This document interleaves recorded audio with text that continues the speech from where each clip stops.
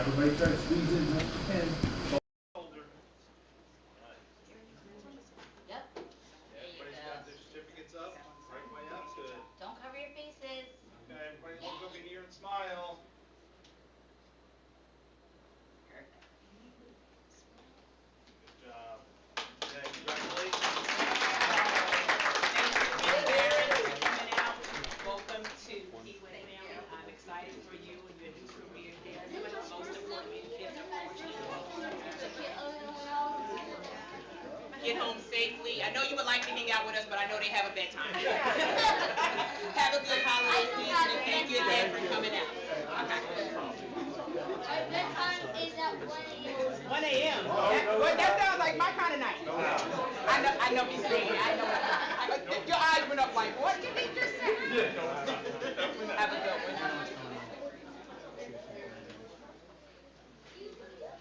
I don't know if I'm gonna give you that kind of welcome again. We'll try. I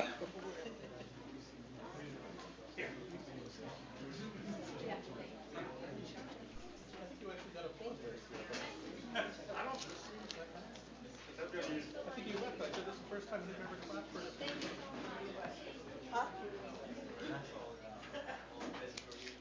That's true.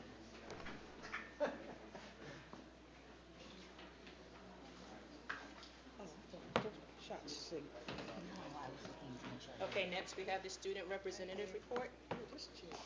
Hello, good afternoon. I would like to start off with the construction going on in Anthony. The nurse's office will open tomorrow back up. The students haven't only been able to go to patent nurse, so it's very good that the nurse's office are going to open again. So Friday, December 12th, is going to open. The gym, I believe, should be finished over the weekend, which is a good thing, especially for the sports.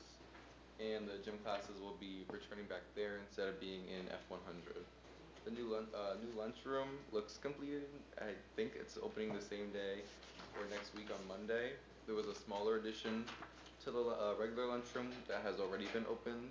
Winter sports will be like already spread around the school because of the gym. Sports like track and field have been outside. Cheer has been in G100, and wrestling has been in Patton Cafeteria. Student Government Winter Spirit Week is coming up very quickly, December 17th to the 23rd. The first one is Dress as Your Favorite Artist, so like musical and stuff like that. Twin Day is the second one, Teacher and Student Swap Day, which was very popular last year. A lot of people were involved in that one. Ugly Sweater Day and Pajama Day, just to close it off. The class of 2027 is doing a winter candygram sale from the 8th to the 18th, and a hot chocolate sale from the 15th to the 19th after school. The class of 2028 is hosting a fundraiser in hopes of raising $2,500 in return for dressing Mr. Baldessano up as an elf. The GSA Gay Straight Alliance is hosting a clothing drive from the 8th to the 22nd. They're looking for mostly unstained clothes, functional, so like zippers and buttons working. SAD is hosting a holiday party December 8th at 2 p.m. ICCA's Garber Night is tomorrow, Friday the 12th from 6 to 9 in the Patton Cafeteria. National Honor Society hosted their blood drive on December 10th, which was fun. I think I almost passed out, but I don't really know. Door decorating competitions are around the corner. For freshman seminar classes, they will compete against other classes in a cultural decorating competition, and teachers and any students can come together for their own competition for the holiday, decorating. PHS is restarting their Eisenhower mentorship program from last year. So juniors and seniors will be picked by the school to go spend time with kids to show them a positive male figure that they might not have in their houses and their lives through activities and games. And trips will be once a month for about an hour or two. Thank you so much, Derek, for that updated information coming from the high school. I know all of you students are excited about the new nurse's office and all the luxuries that are inside of there. I know you have work to do. I know you have commitments to your assignments, but thank you. You have a good holiday season. We truly appreciate you being your junior representative for PHS, and most importantly, tell Mom I said hi and enjoy your holiday break as well. Thank you. Okay. Next on the agenda, we're going to have my president's report. Congratulations to Piscataway High School senior Samvi Patel for attaining a perfect 800 score on her math proportion of her SATs. This is a testament to Mrs. Patel's talent, hard work and to the support of her teachers, counselors, and administration at the PHS. I also want to congratulate the PHS Counseling Department for putting on another amazing What's Next career fair that serves non-college bound students. This event showed a wide range of options to juniors and seniors who are looking into career options that do not require a four-year college degree. The success of What's Next, alongside Mrs. Patel's excellence on the SATs, are perfect illustrations of how Piscataway High School is equipped to prepare all of our students to reach their goals after graduation. Whether you're looking at college or career, the educators at PHS can help you find your path. Since this is our final meeting of the year, and on behalf of the board, I would like to wish the entire Piscataway community a happy and healthy holiday season and a prosperous new year. In addition to my part now as the president, tonight is a last meeting for our dear board member, Ms. Brenda Smith. I'm not going to sit and talk, I'm going to stand and talk, and I'm going to ask Ms. Smith to meet me at the podium.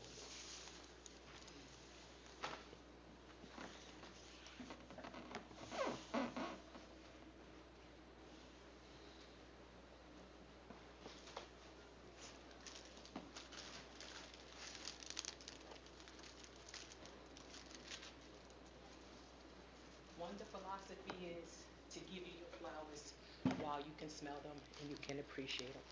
So tonight I present to you your flowers from the Piscataway School Board and the Piscataway School District. I'm going to sit this here and I'm going to talk for a minute. What can I say? It has been 6 years of adventures, but most importantly a fight for the students of Piscataway to push for diverse representation in the classroom, minority hiring, but most importantly, improvements to make sure that every student's needs are met, heard, and addressed. You have sat in your seat, and if you didn't say anything, because you didn't feel you had anything to add to the conversation, but rest assured, when you spoke, it had meaning, it had volume, but most importantly, it was in the best interest of the students of Piscataway, along with their families. Your commitment and what you did with policy, it will be missed because your expertise and policy made the difference and continue to make a difference that will continue to go along even after you're leaving. In addition to that, being who you are, staying true to who you are, that is a huge factor. We know people can change based upon trying to fit in or fit out. Most importantly, you never wavered. Your commitment with the search for the superintendent, the interim, the superintendent, and the hours that you put into it, the engagement, and the questions that you presented. I wasn't there, but I know who you are, and I know you didn't sit back and just let any old thing fly by. We have to thank you, because now we're on the next path with new leadership and going to grounds unknown. But where we're going, most importantly, is thanks to the contribution you gave to us here at this school board, attending all these meetings, doing the trainings, but most importantly, always giving your input. Your input made the difference. Your input is recognized, and I want you to know it didn't go unnoticed. So I truly appreciate it, and I want to thank you for that. On behalf of the school board, in recognition of your years of service, personal dedication to the children of Piscataway Township Schools, through compassion, commitment, and exceptional leadership, your contributions built character, enriched education for all Piscataway students. Ms. Brenda Smith, you were a member of the Board of Education from 2020 to 2025. We thank you.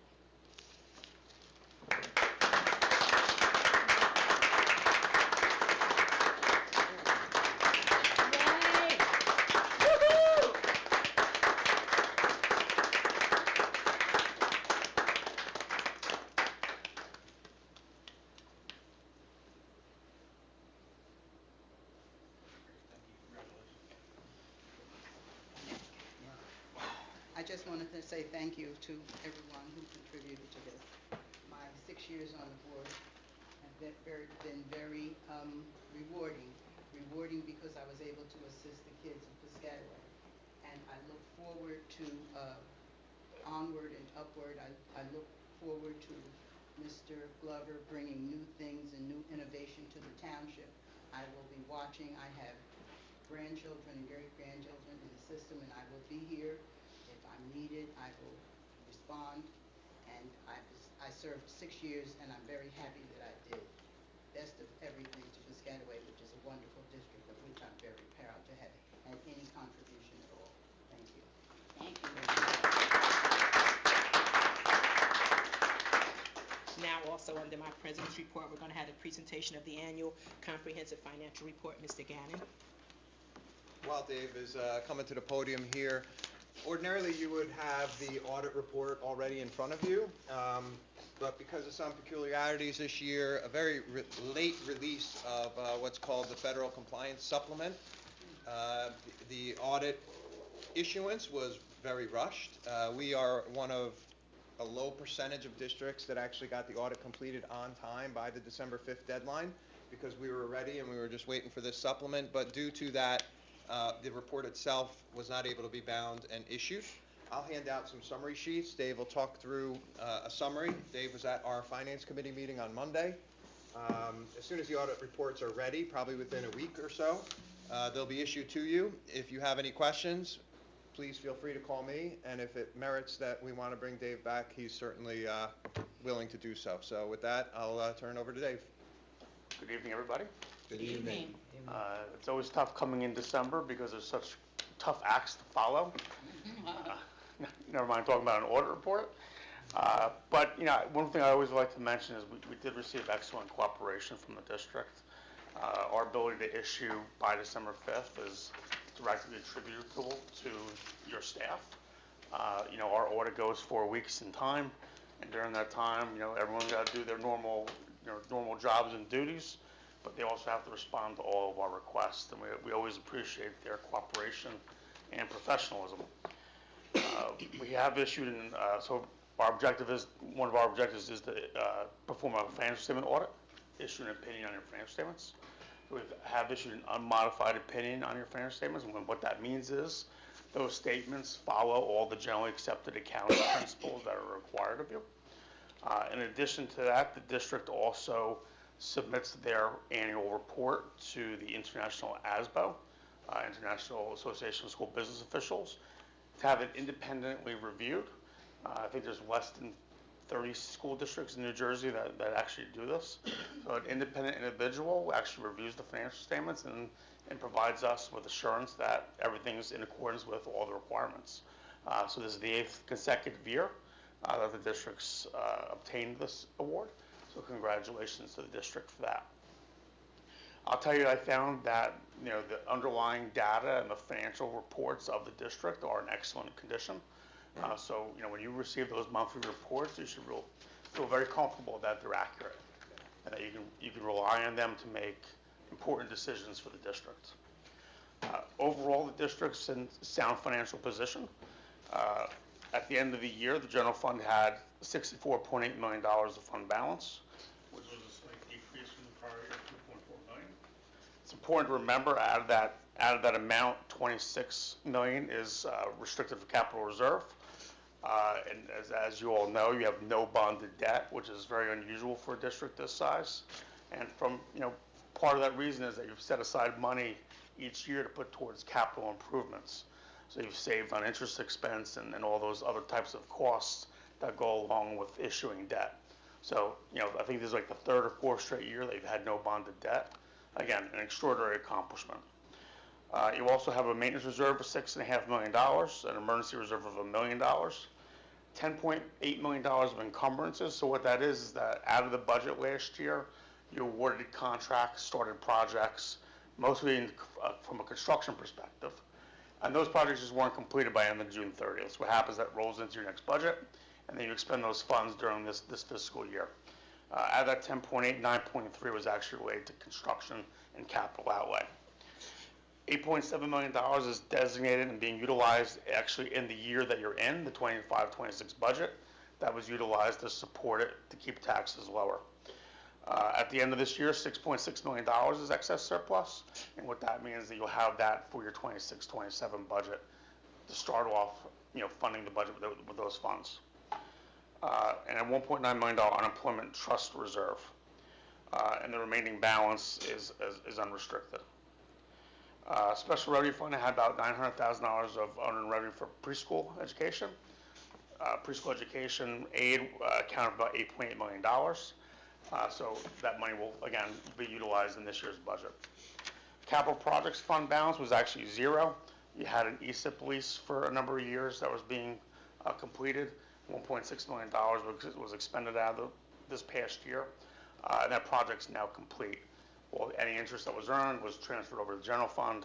And actually, you had some leftover funds that you were able to apply towards principal for the next year. Food service funds net position was $1.2 million. Only $260,000 of that was actually unrestricted.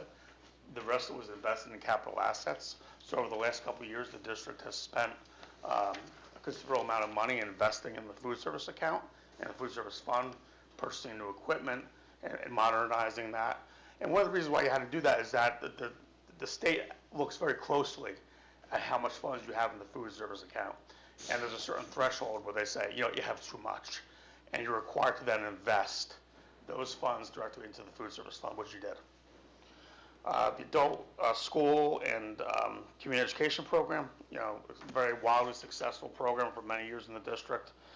Your fund balance was $3.3 million, mostly unrestricted. As I mentioned, your bonded debt is zero, which is an extraordinary feat. In addition to doing our financial audit, we're also required to do what's called a federal and state single audit. And what that requires is that you have a certain number of grants that you receive, both from the federal perspective and the state perspective, and we have to pick some of those and actually audit them and give you an opinion as to whether you comply with those requirements.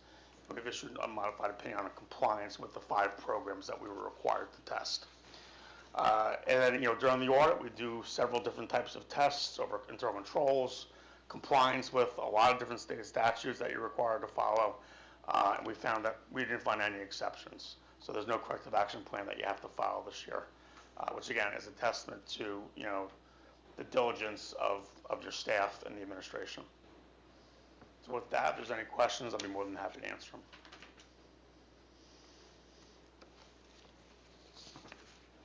So you mentioned that there's the amount of, what was the amount that's going towards 26, 27 year, and where is that on this barrage of numbers that I'm trying to follow somehow? It's $6.6 million.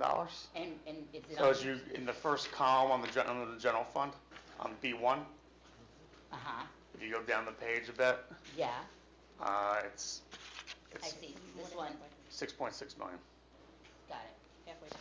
yeah, got it, okay. And so that is the unrestricted? No, that is the amount that you're required to utilize in your 26-27 budget. So the You amount have that to use it, you have to use it is Got it. required by law. So the actual unrestricted fund balance is roughly $3 million.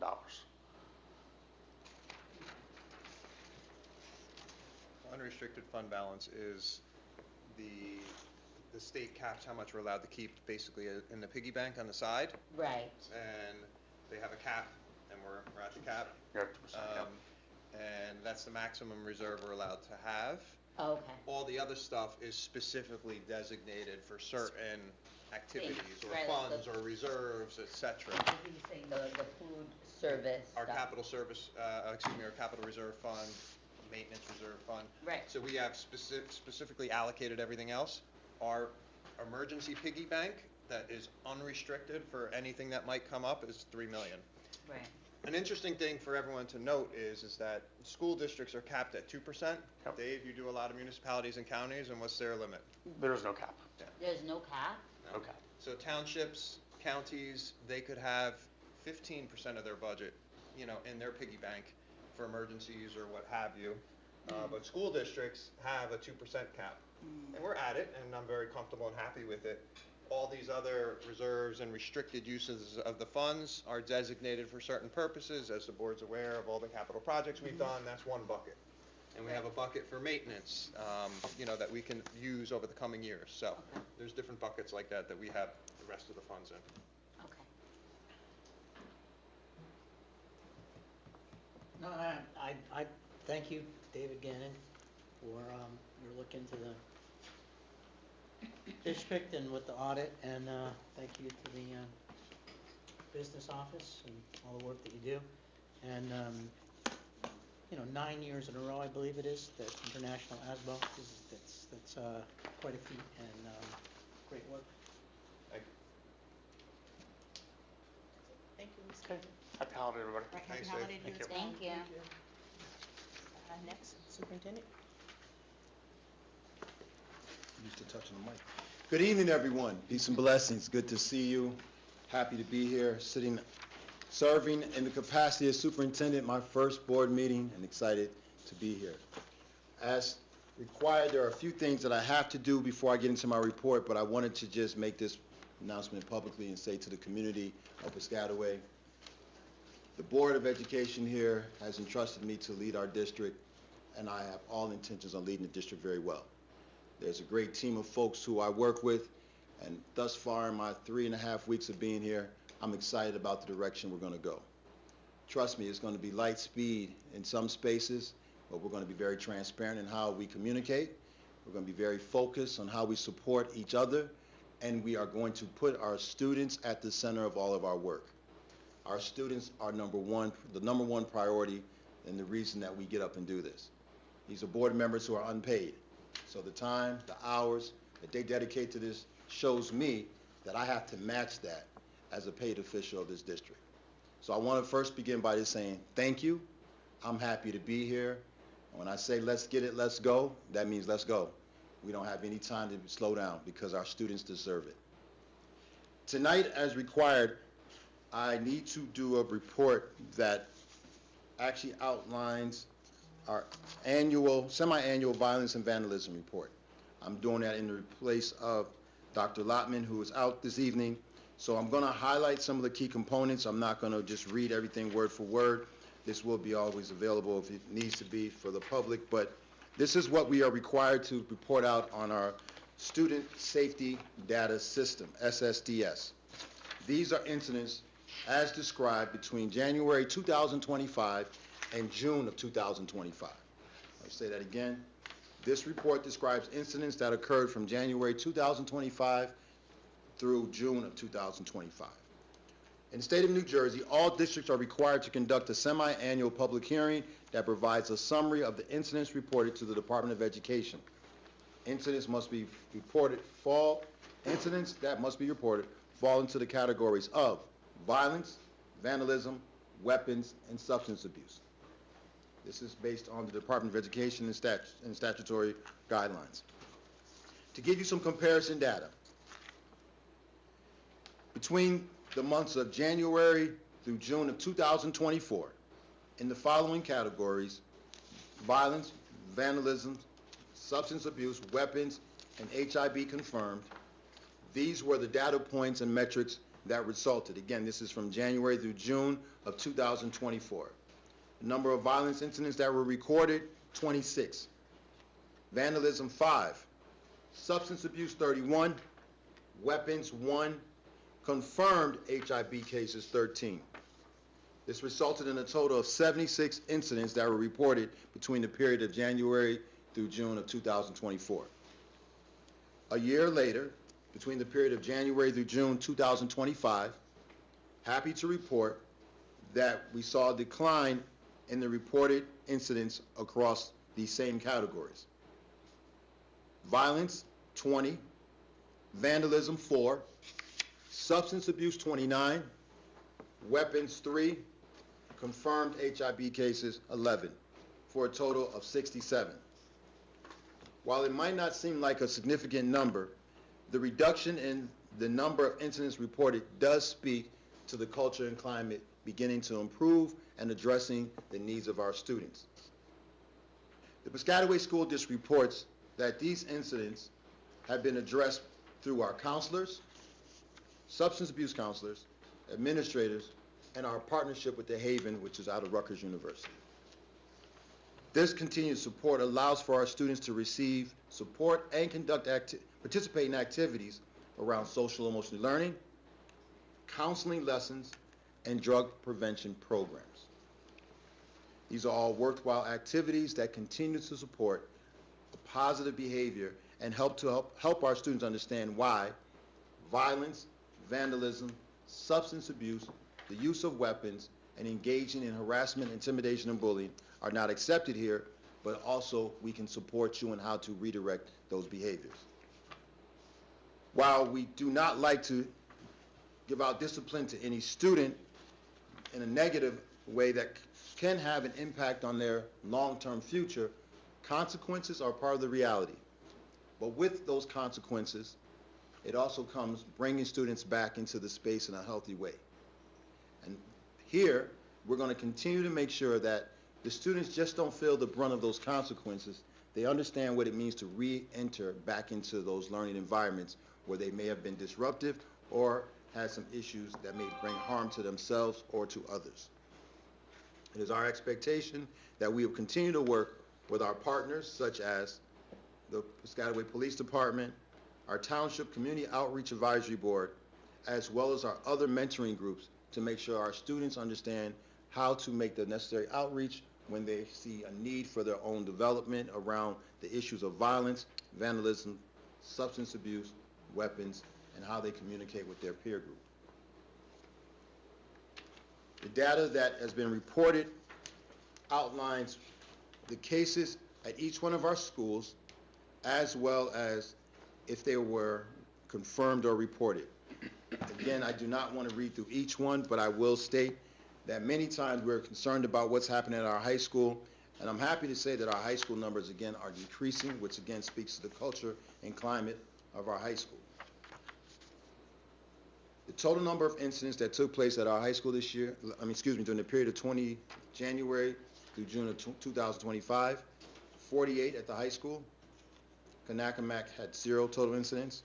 Quibletown 5, Theodore Shore Middle School 2, Harbor 12, and the remaining schools, Dwight Eisenhower, Grandview, Knollwood, Martin Luther King Elementary, Randolphville Elementary, and of course the early childhood centers all had 0. Again, while that may seem like there are a significant number at one school, we understand when you have over 2,000 students walking in our high schools, to have 48 confirmed incidents speaks to the support of our staff and the leadership of the administrators.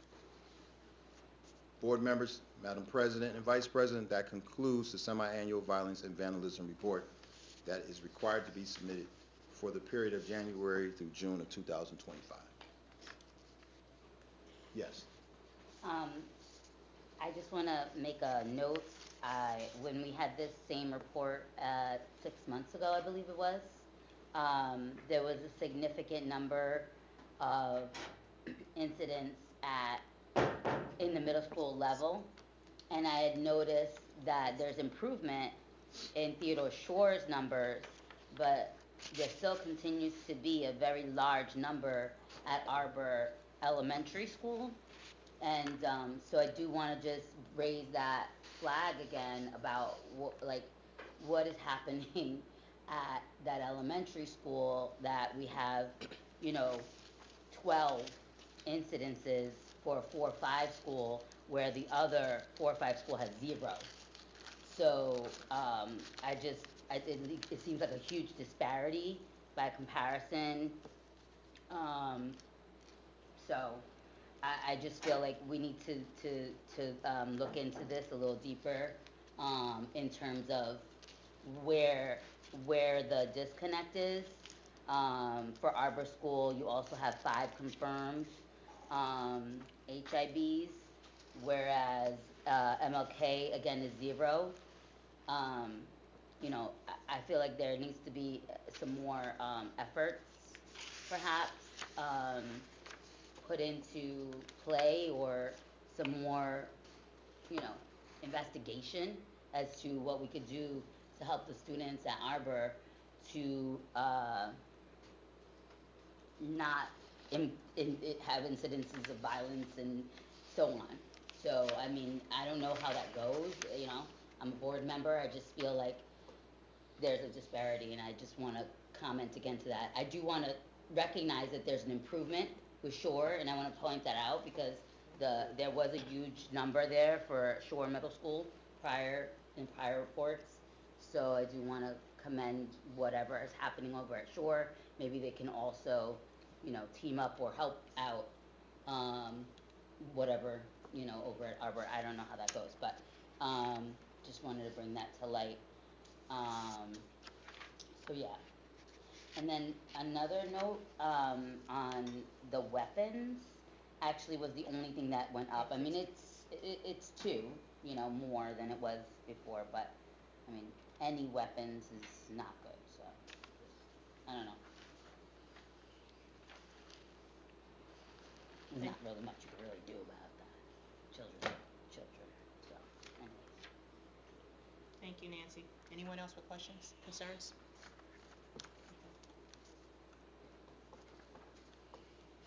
Thank you, Madam President, Madam Vice President. So, this part of my report is what I call the fun part, because it's a chance to brag on the work that we're doing internally. For those that had a chance to see our students this evening, that's what this is about. Our students being able to feel confident, showcasing their talents, and being ready for the, as I say, that post-secondary space. That's what it's about. Although they're third graders, that time is going to fly by and they're going to be graduating soon. What does it look like? We don't know if standing before us tonight were the next great actors and actresses who may be on Broadway, and we're actually paying money to go see them perform. Speaking of seeing perform, I want to give recognition, accolades, shout out, and all those positive words. Congratulations to our Piscataway High School theater students who attended the Paper Mill Playhouse yesterday, and when I say showed out, they showed out. If you haven't seen the pictures on Parent Square or on our website, please go and visit. We already know that Piscataway has great talent, and we already know that they get a chance to showcase that talent on a regular basis. But when they get a chance to go to perform as if they were on Broadway, we need to stand up and give accolades to that. Yeah. So please go to our website, go to Parent Square. And everything I do is kind of a teachable moment, so watch how I connect the dots on this one. Go to Parent Square, see the images of our students, and make sure if you know them, call them, say, why didn't you give me a free ticket? I would have come, taken time away from work. But let's give an accolade to those students for continuing to put us on the map around their great talents. We saw a free show this evening. They went to the Paper Mill Playhouse and showed out. They've been throughout the district during this holiday season. Our students have been performing with us in the gift of song and dance. Let's continue to make sure we inspire them with the energy and love that they need in order to be great performers. Accolades to our supervisor, the teachers, and all of those who supported that activity.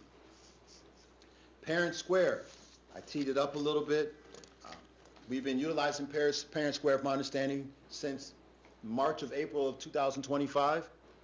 Remember I said we're going to come in, we're going to ramp some things up. So there are components of Parent Square that we haven't released yet. But now it's time. So in the new year, look for new communication and training to go with it to support you on that next level of Parent Square and how we communicate.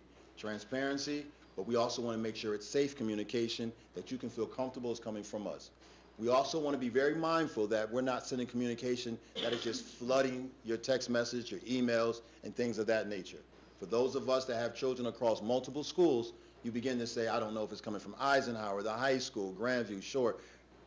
We want to make sure we're intelligent about how we communicate with you, but we want to communicate. Again, we want you to know when things are happening in the district. So Parent Square, communication, mid to late January, is going to come out about our next phase of how we communicate with the parents, with the community, and with teachers beginning to be able to showcase their talent. We're going to roll it out intelligently. We're going to make sure we professionally develop our teachers to make sure they're comfortable with it, and our leaders are going to help support that. I don't want to give the exact date, but I'm looking early spring to have this ramped up and fully being used across the whole district. This communication we pay for, so we want to make sure we maximize what we pay for. If we use it, we're going to maximize every ounce of whatever we pay for. So that's our Parent Square, making sure that we communicate to you in a timely manner. Communication. I've been blessed to inherit a great communications individual. If you have not seen our superintendent report, I would just like to continue to give accolades to Mr. Gary Miller, who's sitting here this evening. Gary, thank you for the work that you're doing. Our superintendent report is available to you via Parent Square website, but I just want to continue to recognize a few of the highlights of our Parent Square.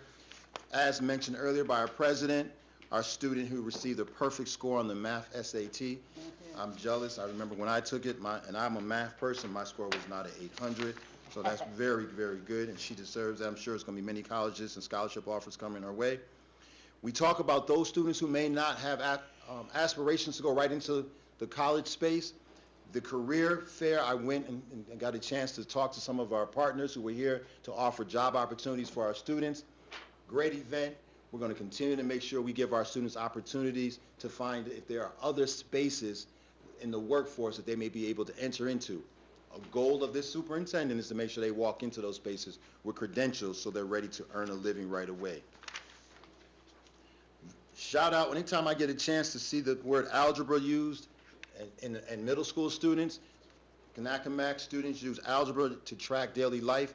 Good article. If our students aren't using math, they're going to be excluded from a large segment of the work that comes out in the future, no matter if it's hands-on work or whatever the case may be. One of our students, I don't know if you saw this, but please make sure you give congratulations to one of our junior high school students who earned a position in an NJPAC fall exhibit. I don't like messing up names, but I believe it's Messiah Farrow. I think I said that correctly. Messiah's work has been selected to be showcased at NJPAC. Again, talent is here. I know that was on Parent Square also. Am I saying Parent Square enough? Parent Square is going to start giving us some royalties. We're going to start getting some checks for that. Anytime you get a offer to go to college, instantly, do you know how much stress that takes off of our students? I was brought to my attention that some of our students went to a career fair, and forgive me for not remembering the college, but one of our students was instantly offered a scholarship to go to college the same day she went to the fair. Inside of our superintendent report, 12 seniors got instant offers to Montclair. 12 seniors from our high school got instant offers to Montclair State University. So please make sure you continue to acknowledge the importance for our high school seniors that you should have already filled out applications. You should already have narrowed down your choices, but if you haven't, there's still time. But the joy of being able just to go through that process is a beautiful thing. Another shout out and accolades to our student athletes today. 3 of our students had a signing day today. Last week we had one of our students was going to Iowa State, football scholarship. 3 of our students today, forgive me if I get it wrong, but Gary helped me out.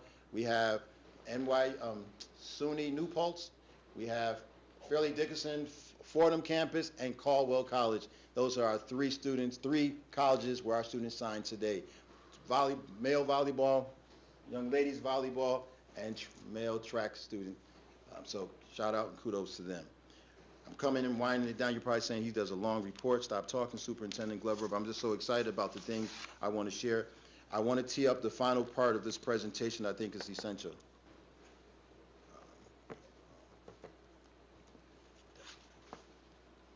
Superintendent Glover, I just wanted to say it, just in the time that you've been here, you've seen what a broad spectrum of success these kids are experiencing. And it's not just in one particular areas, which, warms my heart, having done this for so long, where you can have a financial report for 9 years in a row where we're doing extremely well, when it's even by the International Association of School Business Officials, to last year was the 8th year, visual performing arts, of one of the best communities in the country for music education. And then you turn the page and you see something else. And it's a testament to everyone that is on your staff and has been doing this. And I'm very proud to be part of this community. And just the mere fact that you saw it just immediately, it's wonderful. Thank you, sir. So now we talk about how do we grow where we're at. I came into this position and I said that it's not about coming in here and tearing down. It's really about how do we build the next levels and the next floors to what we're doing already great. And so I'm moving with growth, innovation, and making data-based decisions. 5 priority goals, and we'll put this out there, it's going to live out there. And I think it aligns to the strategic plan. I've been looking at our technology plan draft. I'm a believer in plans because it unifies and keeps us all on the same page, and we don't get off into different pathways. So, I prioritize student success. Prioritizing student success, we could talk all night what that looks like, but you're going to hear me frequently say students first, but we also have to prioritize student success. The only metric is not a test score. It's essential to be part of the metrics, but it's not the only metric we will use to judge a student's preparedness to go on to post-secondary college and careers. Safe and secure learning environment, both mentally, physically, emotionally. All of us in this room who are over the age of 18 have been in a school system at some point in time in our lives, and we know the challenges that we experienced when we were students. We're going to continue to make sure we give our students that safe, secure learning environment, but we have to give them outlets to be able to learn how to manage being a pre-K, elementary, middle, and high school student. It's tough in today's society with social media and so many other variables in their life, and we don't know everyone's situation, and it looks different. But our goal is to put those guardrails around them so they can do the things of being a child. Failure's okay, because when you fail, you figure out how to make it better. We just can't let them fail too often. Third, we're going to recruit, retain, and we're going to develop great talent. Recruit, retain, and develop great talent. We do a pretty good job of recruiting, and based on the statistics that I've looked at already, we retain quite a few of our staff members. The area that I know we need to do better is developing consistently across the multiple resources that we have to offer. And I'm sure we're going to do that. Operational excellence. I feel blessed to walk into a space where I have a good team. I've told my team already I'm seeing the gaps that we need to just kind of close real quickly so that we can do these other things real fast. That's going to make us even better and competitive. As I've told my team, I'm competitive. I do not like to be anything but in the top 10, really number 1. But you don't just rush that process. You don't cheat the process of learning throughout the way. My expectation for our team is by the time my seat is done, multiple schools within our district will be in the top 20 in the state of New Jersey. Our district will be in the top in the state, but regionally. Because in Middlesex County, I kind of know who our competition is. That's a low bar. I'm actually going for those Bergen County schools and those Mercer County schools, right? And when people say, what did they do in Piscataway? We did something very intentional and very systemic that's going to be able to be sustained. And the last part is we're going to develop partnerships. We are going to develop partnerships, and we're going to challenge our partners to invest in our district. We know our budgetary challenges, but the workforce wants to make sure that we have students prepared to enter into it. Well, the workforce is going to have to come back to us and start putting some of those resources back in the comprehensive. I used to be in charge of, at the state level, of our county VOTEC schools. Great learning spaces, But we have the talent just as much, and there's no reason our talent should have to leave here to go outside to learn. So when we start becoming that innovation hub in Middlesex County, in Piscataway, the businesses will come to us. So that concludes one part of my report. The last part I'm going to turn over to our attorney, David Rubin, so that he can give our summary of HIB for this period of time that I just spoke about, same as violence, vandalism, the SSD report. And with that being said, I thank you for allowing me to serve as your superintendent. I love the fact of the energy that was given tonight, and as you can see, I'm ready to go, and let's get excited more about where we're going.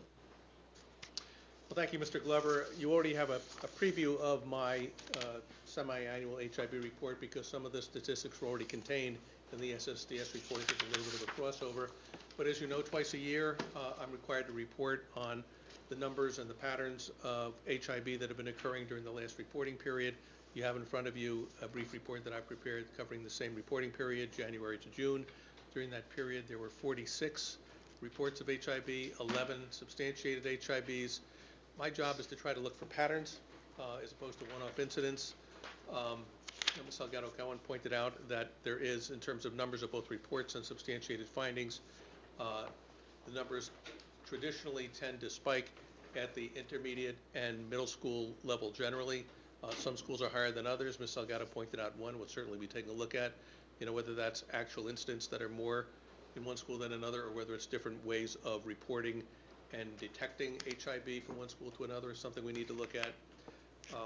The good news here is that we're not seeing real patterns of, for example, what we look for is, is there a pattern of racial discrimination occurring in one particular school? Is there a pattern of HIB occurring on one particular school bus that's coming in from one part of town? These are the things we look for. We're not seeing any of that, so that's the good news. I've been spending a little more time over the last year getting more involved with our school safety and school climate teams. I'm required to meet with our school anti-bullying specialist twice a year, which I do. Over the past year, I've also been making my business to attend as many of the school safety, school climate, and school safety, school climate committee meetings as I can. I've already attended several this year, and I'm pleased to report that each school does a little different, but they're all in touch with what's going on and doing their best to make sure that, aside from all these investigations and findings, we prioritize the most important aspect of the statute, which is prevention.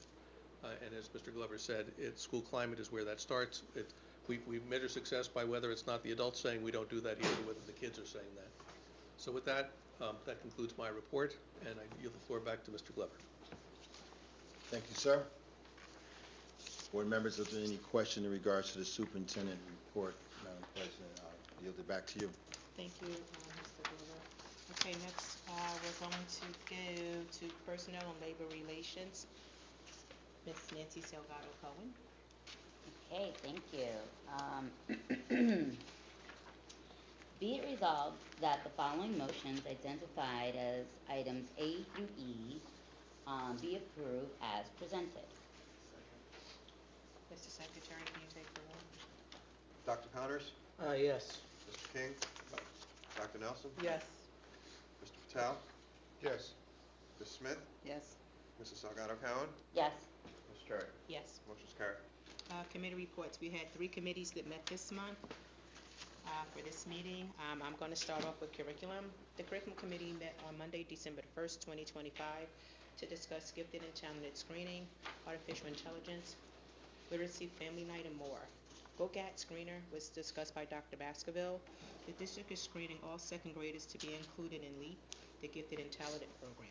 All student groups are included in the screenings, which is a good indicator of students who will do well in gifted and talented programs so that no candidates are missed. Practical instructional applications of AI.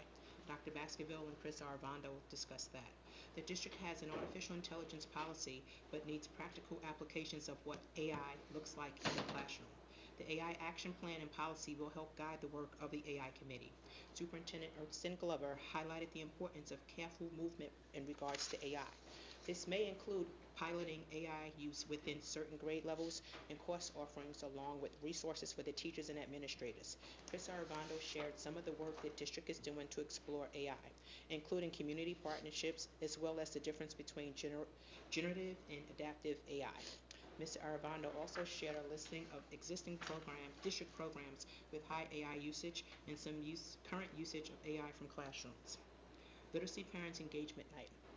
Dr. Baskerville and Janine Albanese discussed this. The district is hosting an ELA Parent Engagement Night on December the 16th at 6:30. There will be sessions for grades K to 5 and grades 6 through 8. Representatives from McGraw-Hill will share sample lessons and the science behind this year's change to the new literacy program. Parents attend both sessions if they have children at different grade levels. ELA Implement Update, Janine Albanese. The district is moving on to a benchmark that assesses end-of-grade skills for each student. This will be taken once more this year to indicate where students fall along the continuum of grade level expectations. October District Professional Development Day was discussed by Dr. Baskerville. The district's October 20th Professional Development Day was an overwhelming success. Feedback was analyzed by the district and PTEA, who gave a comprehensive report. The district is taking feedback into consideration to craft PD for the spring. ESL bilingual program was discussed by Glonisha Gerard Moran. The district has implemented a part-time bilingual program at Eisenhower and Arbor, offering language arts and math and Spanish. The district is assessing whether it should be expanded to Grandview. Students are thriving with a sense of belonging and growing in their self-efficiency. If there are 20 or more multilingual learners in a single language group district-wide, a bilingual program is required. The district is exploring dual language emergence program in which students receive instructions in Spanish and English with the opportunity to become biliteral and bilingual. Data dialogue presentation was handled by Andrew Kehoe. Andrew Kehoe shared relevant research and goals about informed data dialogue that would increase accessibility, understanding, and transformability of data among district stakeholders. The district's grades K-5 staff were surveyed, and themes, challenges, possible solutions, and next steps were shared. The goal is to continue educators and families through data-informed dialogue. Playwriting as a literacy gen world theater was handled by Scott Hood. The district is proposing a new full-year elective course for the high school that would offer a deeper dive into plays, incorporate non-Western playwriting, analyze text structures, authentical choices, and dramatic traditions. If the course is approved, the curriculum would be written over the summer. Foundations of Cybersecurity was handled by Frank Rubeles. The district is proposing a new full-year elective course for the grades 9 through 12 about cybersecurity, encryptions, threats, etc. The school would offer students practical experience and access to computer science, incorporate principles of AI. If the course is approved, the curriculum would be written over the summer as well. And that concludes my report for curriculum. Next, we'll have fiscal planning and operations by Dr. Collins. The Fiscal Planning and Operations Committee met on this past Monday to discuss the 2024-2025 audit, the 2026-2027 budget, facility capital projects, and some other things. On the audit, you heard from our auditor tonight, but the district had another successful year with no audit findings. Dave Gannon, who presented, he's from P.F. O'Connor Davies. He reviewed our annual comprehensive financial report summarizing the financial performance of the district and the reserve fund balance counts. The district fully complied with the December 5th deadline for submission of the, that's the annual comprehensive financial report, that's the acronym CFR. And Mr. Gannon presented tonight. 2026-27 budget. The school and department budget submissions were made on Friday, December 5th. Meetings will be scheduled over the next 2 months to review the budget submissions. Health benefit expenses were over budget in December 2025, the 5th month in a row. The district is trending toward a significant increase for the 2026-2027 budget. The board will receive a budget preview briefing in January to discuss the revenue and expenditure challenges for 2026-2027 budget. Up at the high school, the Susan B. Anthony Gym, you recall there was some water damage, flood, and we ended up getting insurance money, and the wood floor and new bleachers were completely installed. Sanding, painting, and staining of the floor is ongoing. The gym floor is still expected to be available on December 15th in time for the first basketball games. New flooring in the weight room was also completed. Superintendent Glover and I were up there today. I took a look in, and it's funny just how things happen. If you can't find enough money to make improvements, but unfortunately, if you have crisis, you get money through insurance. But it looks fantastic. And facility capital projects, Piscataway High School interior alterations, the engineering classroom had wallpaper installed, the nurse's suite is complete, the new cafeteria section received furniture and cabinetry, the opening of the space is pending a punch list review by the architect. The computer classroom will be ready to open January 5th, 2026. The focus of the construction has shifted to the media center, esports room. Furniture is scheduled to be installed over the winter break, and grand opening expected from mid-January. The only significant items that remain are the glass doors for the cafeteria and media center because they require precise measurements when surrounding work is complete. Acoustical upgrades, wall padding will be installed on the lower 6 feet of the walls and this building, Fellowship Farms multipurpose room right over there, December 17th and the 19th. The contractor is working on final punch list items. Up at the high school again, this is great, there's a new intercom, public announcement clock system. It almost looks like you're walking around an airport. You see these these digital streams on these with the clocks. It's great.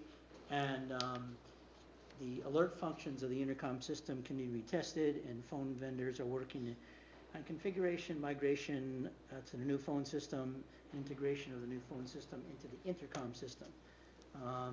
You know, I've been around for a long time, and when the buildings were separate, these were separate systems, and you had to talk from one phone into the other phone just to connect the two buildings. And years later, here we are with this beautiful intercom PA clock system. Solar panel installation and Cobletown roof. 13 bids were received for the Cobletown roof, with the low bid coming in below budget. Contract award is included on the December 11th board meeting agenda tonight. Bids for the solar panel installation at Piscataway School, Cobletown, will be opened December 19th with a contract awarded planned for tonight. The architects will appear on the December 10th planning board meeting, which was last night.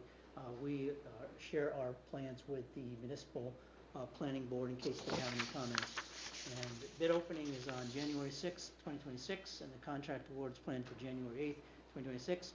Maintenance will construct a temporary wall in the multi-purpose room, and the sale students, that's the, I think the students acquiring in my skills, will begin using the space on January 5th, 2026. Food service update: an email was sent to inactive families with positive balances on Giving Tuesday, allowing them the opportunity to donate their funds to the district to help offset some families' negative balances. 215 customers donated the balance, totaling $1,790.93. 6 customers transferred their balance to other students, totaling $57.20. And future emails are planned after graduation and every Giving Tuesday.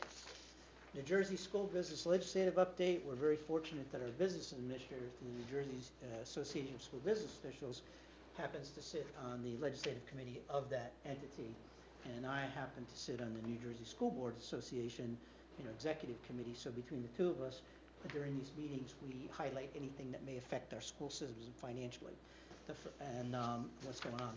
The first thing I want to report on, because this is great news. This is really great news. I'm speaking now as executive committee member of the New Jersey School Board Association. Happy to report that our head of our government relations department in the New Jersey School Boards Association has been named to Governor-elect Mickey Sherrill's transition committee action team on education called Delivering a Strong Education for New Jersey Children. So what this means is that basically, public schools, the New Jersey School Board, has a seat at the table during this transition to the new, to the new governor, and that's a great thing. And then we reviewed some, we review any legislation that could, affect us, and we highlighted one which is called Senate 3915, which requires municipalities, and this is an issue across the state. What's happening is that as school districts look at their revenue sources to meet the upcoming budgets, a lot of municipalities throughout the state, above their ratables that they can collect in property taxes, and that's where we get our share of the property taxes when we do our budget. Above that are these things known as payments in lieu of taxes, which are called pilots, which the municipality works out financial agreements with developers, and all across the state what's been happening, and that's what this legislation's happening, is that school districts are left out of those communications. So if there's a development that could put children into a school district and it is done through a payments in lieu of taxes, the municipality gets 95% of that money. It's as an annual service charge, and the school district does not see any portion of that money.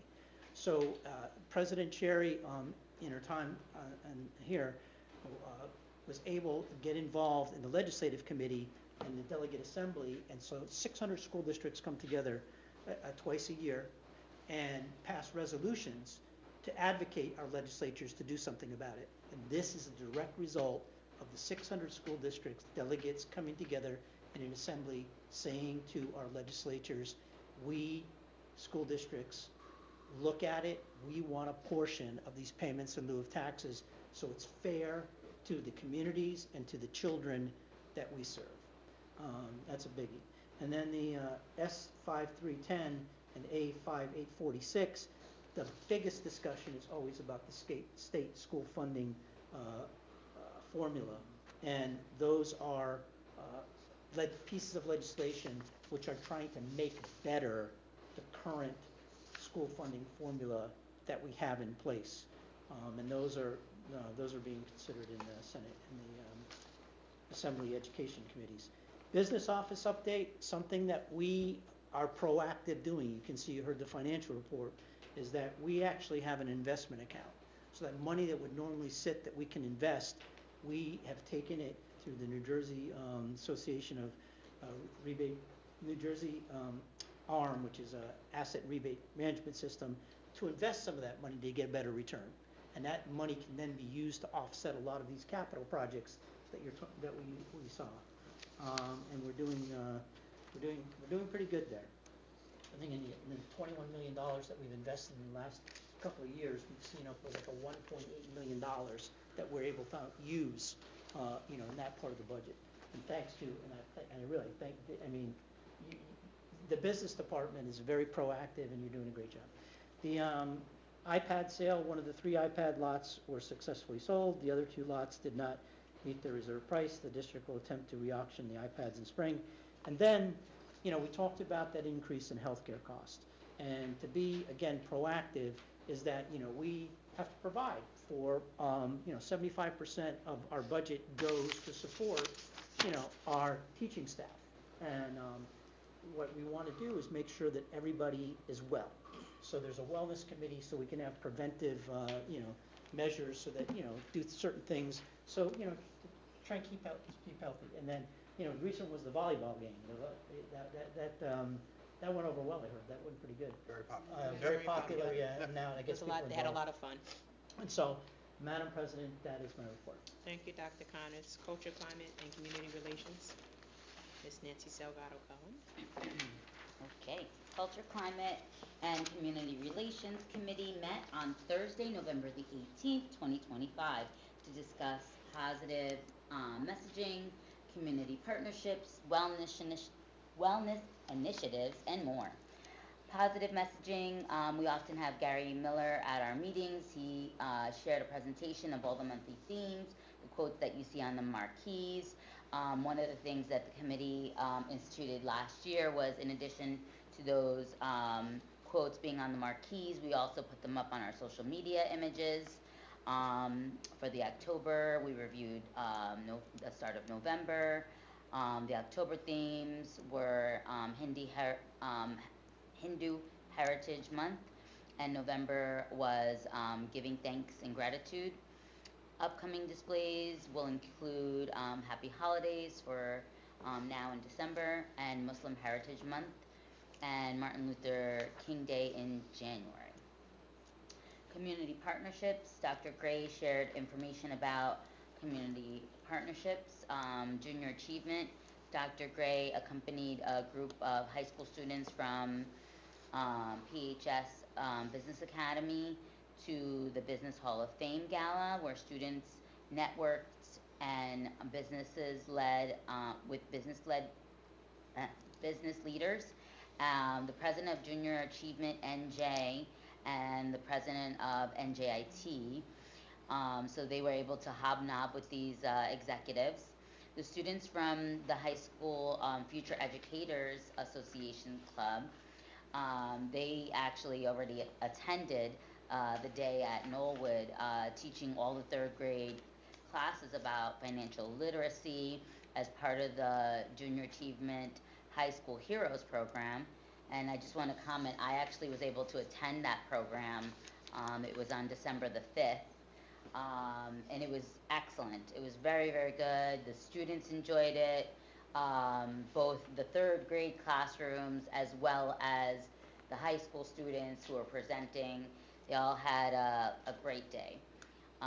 There were 40 8th graders from each middle school that also will be attending the Junior Achievement Inspire Career Exploration on December the 10th and 11th at Middlesex College.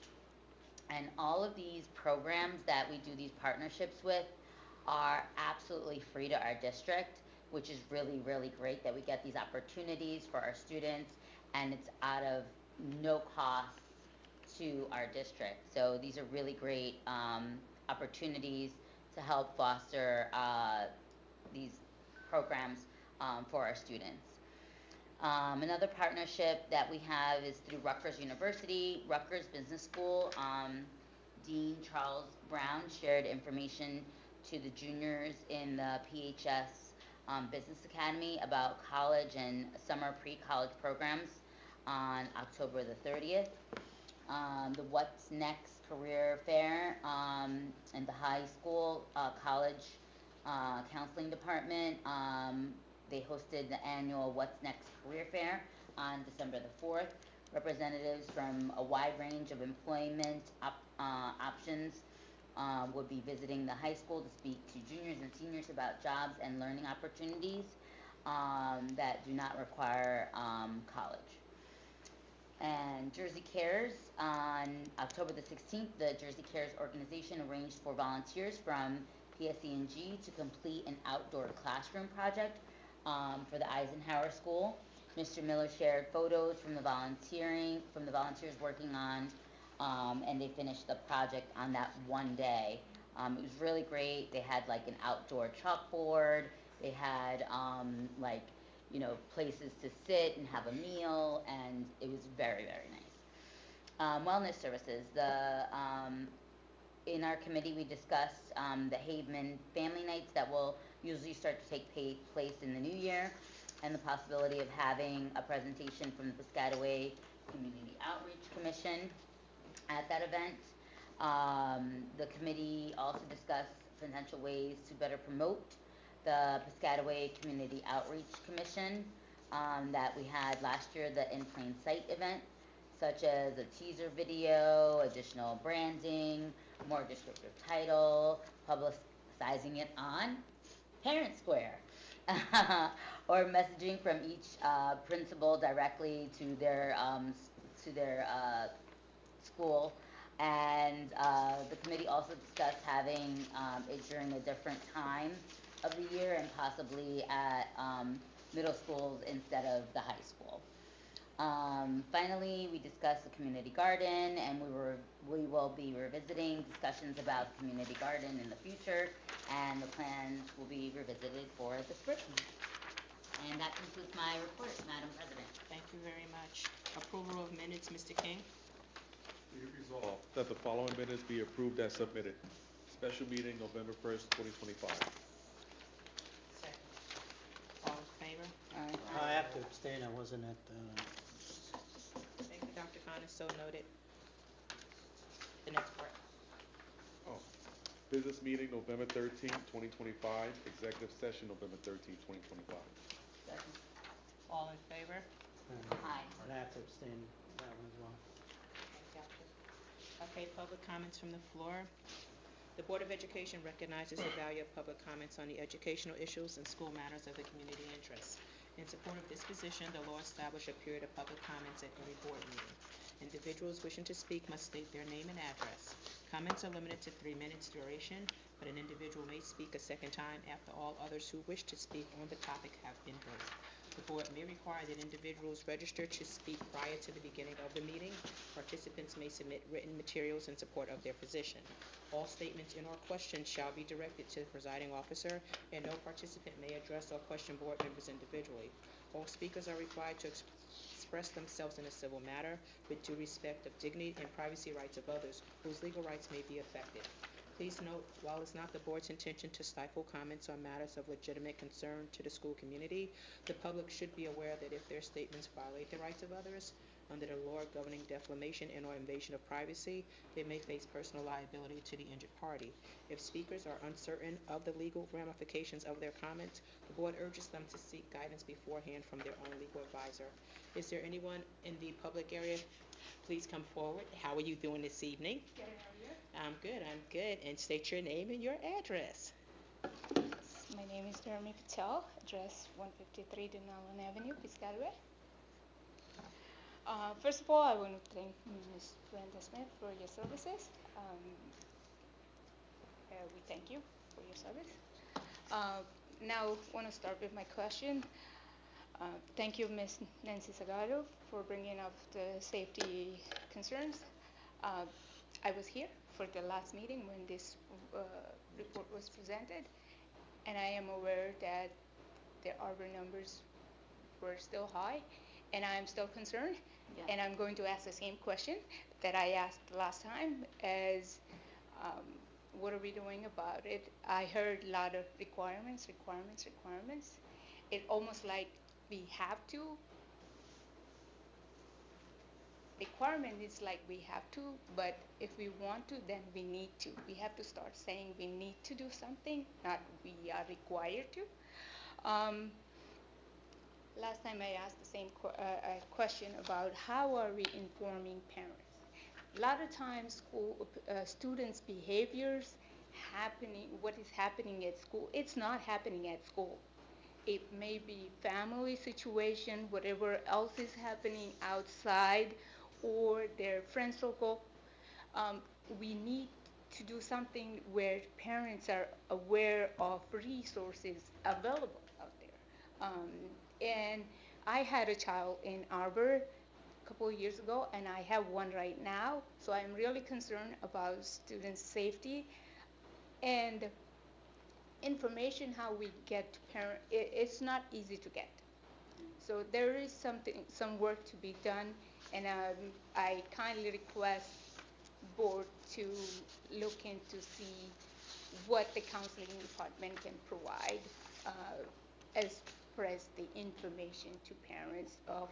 There are free resources available at Piscataway High School for counseling, which a lot of parents may not know about it. They're open till late. They have late hours. They're open till 7, 8 o'clock. Even, Yeah. Mm-hmm. And I know this from my personal experience as when I requested, I did not get it. I went to public library and I found the information, and so this is something that we need to do something about it, because we cannot be reporting the numbers, higher numbers, and keep saying that we need to investigate. We are at the state where something needs to be done, and it's just my simple request as I am, as a parent, really concerned about my child going to the school where there are high safety concerns. There's lots of what? High safety concerns. If no one else wants to speak, I have another question. Go for it. Okay. This was from one of the parents who I was talking to. Why do we sell energy drinks at school?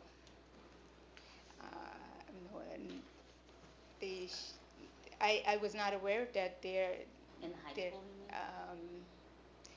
I don't know. The parents didn't tell me, but I was told that there are energy drinks sold at school, so we should. That's, now I have another question.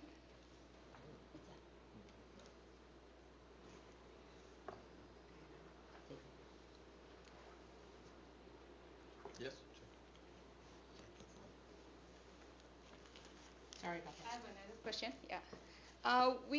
We have a lot of topics, and every meeting we talk about everything but special education programs.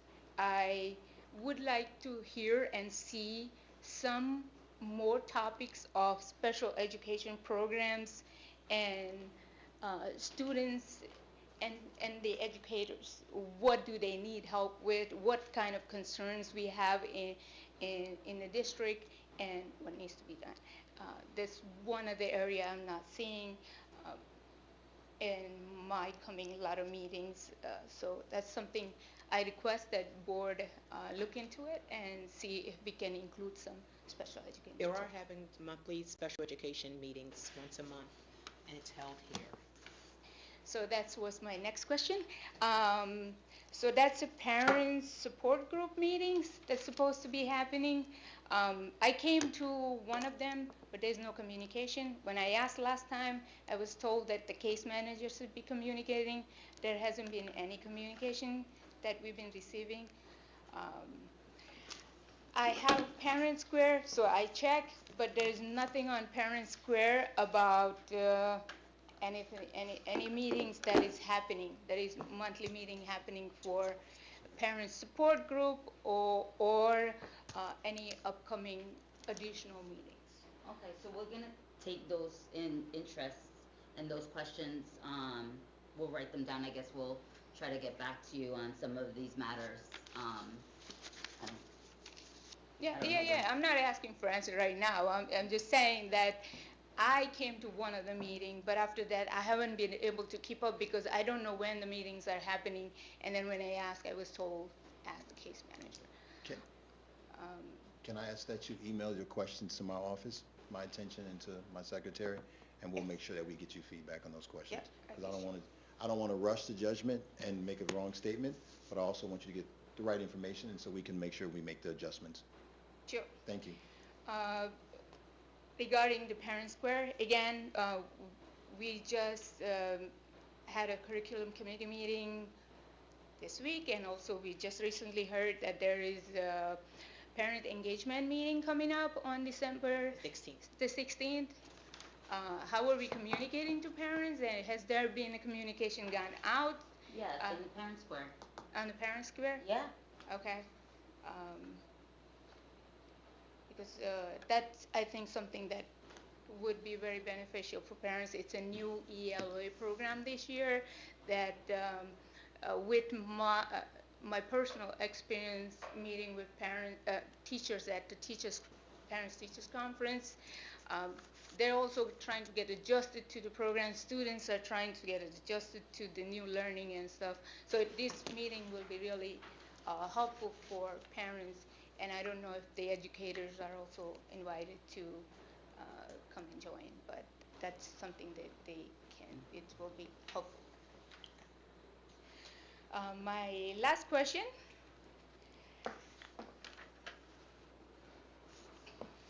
How do case managers stay up to date with special education requirements? And this is based on my personal experience. I know what is required and what I can request. Recently, I requested an articulation meeting, and I was told I don't need to have one, but I can request one. I know that. So here's what we're going to do. All of your questions, we're going to email them to Superintendent Glover, Secretary, and at which point in time he will receive it and he will address it, and then he in return will send you back the information you're looking for. I just want to bring the concerns because I do my due diligence. We have a one-on-one. We both know each other. And I do what I need to do for my children. Exactly. But not every parents have ability and resources and the energy and the time to do what they need to do. As we already have resources available, they're out there. It's just we need to be informed, and how can we make it easier for each other? Right. It's just communicating. Right. Either we are communicating on Parent Square or making a standard practice of case manager checking in once in a while, just having a simple automated email going out to parents once a month saying that, oh, this is just the automated email checking in. If you have concern, you can respond back. If nothing, then nothing. Okay. Thank you. Thank you. Thank you. Anyone else wishing to speak in the public section? If not, can come forward. Hey, Mr. Tony. Good evening, Madam President, board members. Ms. Smith, thank you so much for your service, 6 years. It's a long, long time. Thank you for everything. I'm here tonight on behalf of the Piscataway Township Education Association, which represents the dedicated teachers and educational professionals throughout our district. First and foremost, I want to extend a warm welcome to Mr. Erskine Glover as our new superintendent, and we are genuinely excited to have you to join the Piscataway family, and we look forward to working alongside you as we continue our shared mission of providing an exceptional education for every student in our community. Mr. Glover, we recognize that you're stepping into a district with its own unique strengths, challenges, and opportunities. We want you to know that PTEA is ready and eager to be a constructive partner as you navigate your new role. We believe in transparent dialogue, mutual respect, and working together to address whatever comes our way. So, welcome, Mr. Glover. We're here to support you. We're proud to serve this community and very excited for the journey. Thank you very much. Thank you. Thank you very much. Being I see no one else standing up during public comments, can I have a motion to close public comments? Motion. Can I have a second? Second. All in favor? Aye. Public comments is closed. Fiscal planning and operations, Dr. Connors. Be resolved, following motions identified as items A through K be approved as presented. Second. Mr. Secretary, can you take the roll? Mr. King? Yes. Dr. Nelson? Yes. Mr. Patel? Yes. Ms. Smith? Yes. Dr. Connors? Yes. Mrs. Salgado Cowan? And just making sure there's nothing that I was on there. Okay, yes. But I do also want to make one comment that, there was some discussion, in the board about some of the items here, just so that, the community knows. Yes, you may see that board members are here, saying yes to certain, agenda items. Like here it was like A through K. These things are gone through, with a fine tooth comb in, committee meetings, in, executive board meetings, and certain other questions along the road.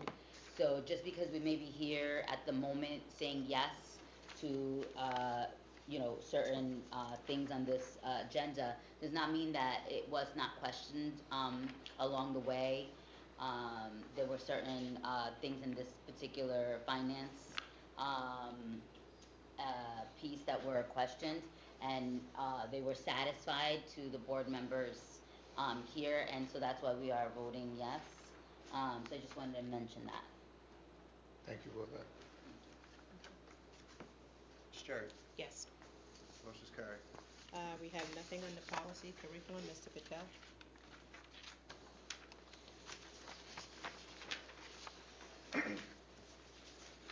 Be it resolved that following motions identified as item A and B be approved as presented. Second. Mr. Secretary, can you take the roll? Mr. Patel? Yes. Ms. Smith? Dr. Connors? Yes. Mr. King? Yes. Dr. Nelson? Yes. Mrs. Salgado Cowan? Yes. Ms. Cherry? Yes. Motion's carried. Pupil Services, Dr. Nelson. Be it resolved that the following motions identified as items A and B be approved as presented. Second. Mr. Secretary, can you take the roll? Ms. Smith? Yes. Dr. Connors? Yes. Mr. King? Yes. Dr. Nelson? Yes. Patel? Yes. Mrs. Salgado Cowan? Yes. Ms. Cherry? Yes. Motion's carried. Administrative and Auxiliary, Mr. Patel. Be it resolved that following motions identified as A through C be approved as presented. Second? Mr. Secretary, can you take the roll? Ms. Smith? Yes. Dr. Connors? Yes. Mr. King? Yes. Dr. Nelson? Yes. Mr. Patel? Yes. Mrs. Salgado Cowan? Yes. Ms. Cherry? Yes. Motion's carried. Old business? I believe this might be under the heading of old business. If I'm wrong, correct me. We will be having, a transition meeting. Did I mention that before? Madam President? That's No. gonna be under new. Okay, thank you. I Dr. will. Connors, I anything? Well, will no, not- I mean, the I comment, will- I think that it's related to this, is that I will so retract. that people know that, as a governance body, we want to train ourselves in all aspects of good governance. And the New Jersey school boards, who we pay dues to, offer services to go through different categories and then give you a certification. Our board is board certified through the New Jersey School Board's Board Member Academy, and we did that last year, but we can keep going, and that's what we're planning to do. And you get a credit for every hour you do it, and you pick a topic. We're at the point where, and we get 10 more credits by next November of 2026. So getting credit for the various things like that Vice President Nancy is talking about, where when we have, another special meeting about the transition and so on, it'll count towards our master board certification, which we only need we need 5.5 credits by next November. But it's in the spirit of continuous improvement. And so we'll be continuing that with the next session that Nancy Salgado mentioned. Thank you, Dr. Connors. New business? Okay, in new business. We will be having a transition meeting to welcome our Superintendent Glover, as well as, a retreat with our newest board member that will be starting in January. And we will be coming up with that date, will be in February, where our New Jersey School Board representative, Mary Ann, will be coming out. Don't have the firm date as of yet, but at our next meeting, I will get that to you. That's it? All right. Okay, can I have a motion for adjournment? Madam President, just had a couple quick things, and that is that in our packets, there was the upcoming winter schedules for our sports. And you always get the Chiefs senior nights, and I just always recommend everybody, these are the athletes in our community that are finally seniors in their sports. And if you can make the senior night as a board member, it means a lot to the parents and to the community. So you got that schedule. Second thing is that you look over there and it says 2025 board goals, and that I would just challenge the board members to start thinking about 2026. January is usually the month where we set our goals.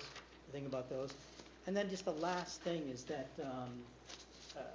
I've been fortunate to be the Piscataway School District's delegate to the New Jersey School Board's delegate assembly that I was talking about with the resolutions, and one of the latest resolutions that passed. I don't do a formal report, but I'm just and I know Vice President Salgado and Prashant Patel attended.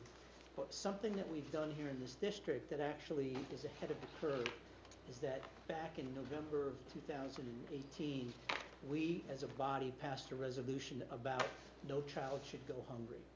And what ends up happening is that we have built up a little bit of a school debt, and we talked about it. But that's what we believe in.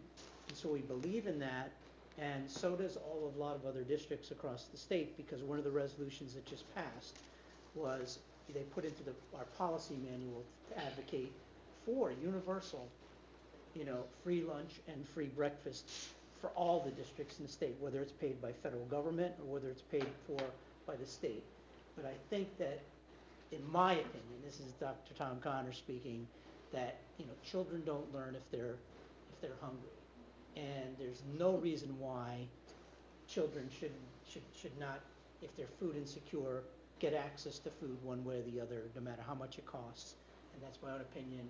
And evidently, by the majority of 80 to 20%, it's the opinion of all school districts across the state. So I just wanted to that was my report from the delegate assembly. Thank you, Dr. Connors. Can I have a motion for adjournment? Motion. Second? Second. All in favor? Aye. We are adjourned.